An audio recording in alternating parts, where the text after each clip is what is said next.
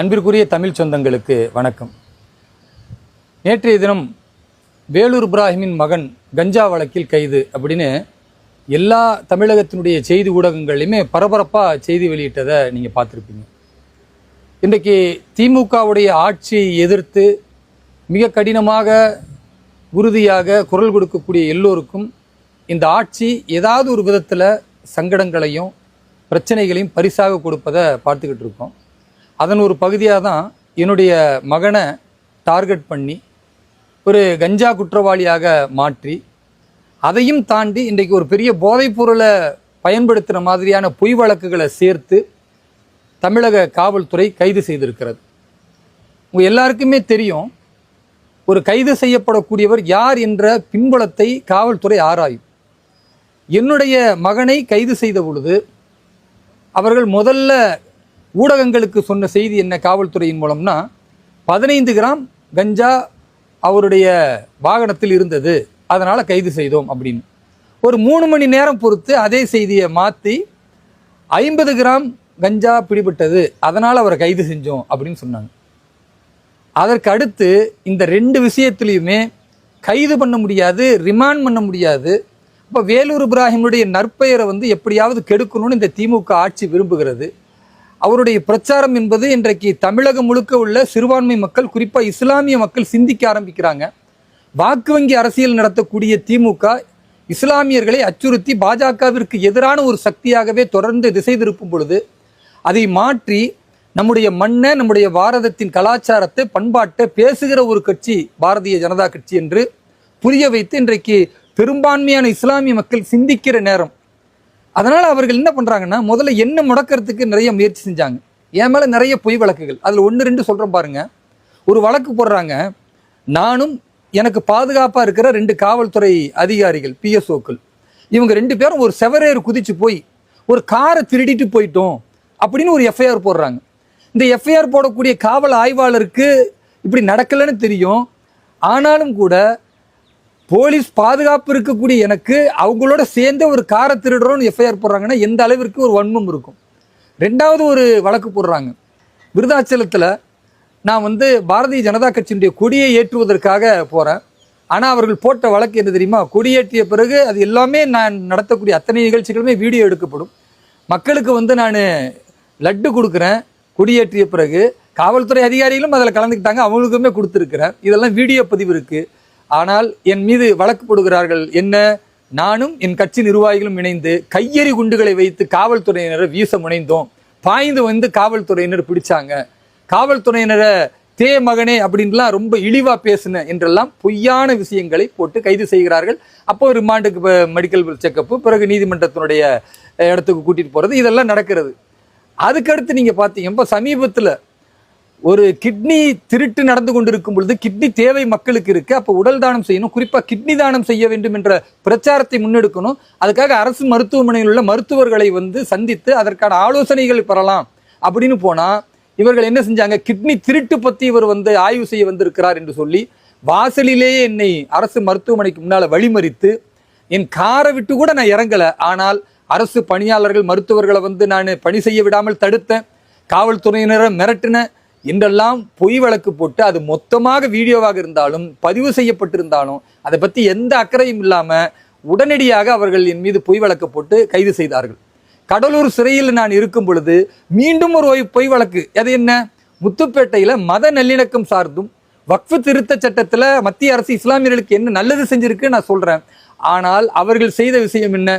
காவல்துறையினரை வளையல் போட சொன்னார், காவல்துறையினர் சேலை கட்டிக்க சொன்னார், மஞ்சள் பூசி இருக்க சொன்னார். அந்த பேச்சின் பதிவும் மொத்தமாக வீடியோ இருக்கு. அந்த வீடியோவை போட்டால் அது பொய் வழக்குன்னு தெரியும். ஆனால் அவர்களுக்கு அதெல்லாம் அக்கறை இல்லை. வேலூர் இப்ராஹிமை கைது செய்யணும், முடக்கணும். ஏனென்றால் திமுகவினுடைய வாக்கு வங்கியை அவர் உடைத்து கொண்டிருக்கிறார். இஸ்லாமிய மக்களை சிந்திக்க தூண்டுகிறார். இஸ்லாமிய மக்களை பயங்கரவாத அடிப்படைவாத சக்திகளாக யார் பலியாக்குகிறார்களோ அந்த மக்களிடத்திலிருந்து அவர் மீட்கிறார். இதை ஆளும் அரசுக்கு பிடிக்கல. திமுக அரசு எப்படியாவது எனக்கு நெருக்கடி கொடுக்கணும் வழக்கு போட்டாங்க. அந்த வழக்கு ஒவ்வொன்றையும் உடைத்து கொண்டு என்னுடைய நோக்கம் என்பது பாரதத்தில் உள்ள 20 கோடி இஸ்லாமியர்களும் சரியாக சிந்திக்க வேண்டும், 5 கோடி கிறிஸ்தவர்களும் சரியாக சிந்திக்க வேண்டும், தேசிய நீரோட்டத்தில் இணைய வேண்டும். நம் தேசம் பாரதம், நம்முடைய கலாச்சாரம், நம்முடைய பண்பாடு, யாரிடத்திலும் இதை நாம் விட்டு கொடுக்க மாட்டோம். நாம் அனைவரும் பாரத தாயின் பிள்ளைகள் என்ற ஒற்றை குறிக்கோளில் பயணிக்கணும் என்ற என்னுடைய பிரச்சாரத்தை இங்க திமுகவுடைய ஆட்சியில எவ்வளவெல்லாம் கொடுமை நிகழ்த்த முடியுமோ அத்தனையும் நிகழ்த்தி கொண்டிருந்தார்கள். அதை தாண்டி நான் வரும் பொழுது என்னை அவர்கள் அடக்குவதற்கு இப்ப அடுத்து கையெடுத்திருக்கிறது என்னுடைய குடும்பத்தின் மீது தாக்குதல். என் மகன் கல்லூரி படிப்பை முடித்துவிட்டு இன்றைக்கு சட்டக்கல்லூரியினுடைய மாணவனாக இணைவதற்கான எல்லா விஷயங்களையும் முடித்து அடுத்து ஒரு வாரத்தில் இணைய போறாருன்னு இத்தனை தகவலும் காவல்துறைக்கு தெரிந்த பின்னாலும் பொய் வழக்கு, வெறும் கஞ்சா வழக்கு என்று போட்டார்கள். அது நீதிமன்றத்தில் செல்லாது, பிறகு அவர் பிணையில் வந்து விடுவார் என்ற உண்மை தெரிந்த உடனேயே காலையில் இருந்து ஒவ்வொரு விஷயமாக ஊடகத்திற்கு சொல்லி, பிறகு ஊடகத்திற்கும் சொல்லாமல், எந்த வழக்கறிஞர்களுக்கும் எந்த தகவலும் தெரிவிக்காம எங்களுக்கு மேலிருந்து ஆர்டர் வந்துச்சுன்ற ஒரு விஷயத்தை அவர்கள் கையில் வைத்துக்கொண்டு போதைப் பொருள் வைத்திருந்தார் என்பது மாதிரி வழக்கை சித்தரித்து என்னுடைய மகனை அதை ஒத்துக்கொள்ள சொல்லி வற்புறுத்துகிறார்கள். என்னுடைய மகன் அப்துல் ரஹ்மான் அதை ஒத்துக்க மறுக்கிறாரு. காவலர்கள் அடிக்கிறார்கள். காவல் ஆய்வாளர் அடித்ததுல வாயிலிருந்து ரத்தம் வருகிறது, நாக்குல அடிபடுகிறது. ஆனாலும் எந்தவித பரிதாபமும் இல்லாமல் ஒரு கல்லூரி மாணவனை, சட்டக்கல்லூரியுடைய 1ஆம் ஆண்டு படிக்குவதற்கு செல்லக்கூடிய மாணவனை அடித்து வாயில ரத்தம், பிறகு காவலர்கள் கைகளை பிடித்து கொண்டு காலில் ஏறி பூட்ஸ் காலால் மிதிச்சு கால் உடைக்கப்பட்டு அதில் ஒரு பெரிய ஏர் கிராக் ஆகி இவ்வளவு கொடுமை நிகழ்த்தப்படுகிறது. இத்தனை அடித்தும் அந்த போதைப் பொருளை நான் செய்யலை அப்படின்னு உறுதியாக நின்றதின் விளைவாக பிறகு இரவோடு இரவாக நீதிமன்றத்தின் முன்னால் அவர்கள் ஆஜர்படுத்தப்பட்டு இருக்கிற எல்லா பொய் வழக்குகளையும் போட்டு ஒரு 40 நாள் 50 நாள் வரவே முடியாது, இந்த மாதிரி தான் நாங்கள் பதிலடி கொடுப்போம் திமுகவை எதிர்த்தால் என்று திமுகவுடைய சதியின் அடிப்படையில் என்னுடைய மகன் கைது செய்யப்பட்டிருக்கிறார். இன்றைக்கு என்னுடைய மகனுடைய கல்வி கேள்விக்குறியாகி இருக்கிறது, அவருடைய எதிர்காலம் கேள்விக்குறியாகி இருக்கிறது. நான் என்ன கேட்கிறேன்னா, உண்மையாகவே அவர் கஞ்சா புகைத்திருக்கிறார் அல்லது கஞ்சா பயன்படுத்தி இருக்கிறார்னா அதை நீதிமன்றத்தில் அவர்கள் ஆதாரப்பூர்வமாக நிரூபிக்கட்டும். நான் வரவேற்கிறேன் தமிழக காவல்துறையை. அதன்பால் அவர்களுக்கு ஆதாரம் இருக்கும் என்றால் என்னுடைய மகனாக இருந்தாலும் சட்டத்தின் அடிப்படையில் தண்டனை அனுபவிக்கட்டும். வேலூர் இப்ராஹிம் பையனா இருந்தா மட்டும் என்ன புனிதனா? யாராக இருந்தா என்ன இருக்கு? திருக்குரான் சொல்லுகிறது, ஒலா தசீரும் வாசிரத்தும் விஸ்ர உஹ்ரா, ஒருவருடைய நன்மையோ தீமையோ இன்னொருத்தர் அடைய முடியாது. நான் செய்கிற நன்மை தான் எனக்கே தவிர என் பிள்ளை நேர்மையா இருக்கணும்னு என்னால் சொல்லி வளர்க்க முடியும்.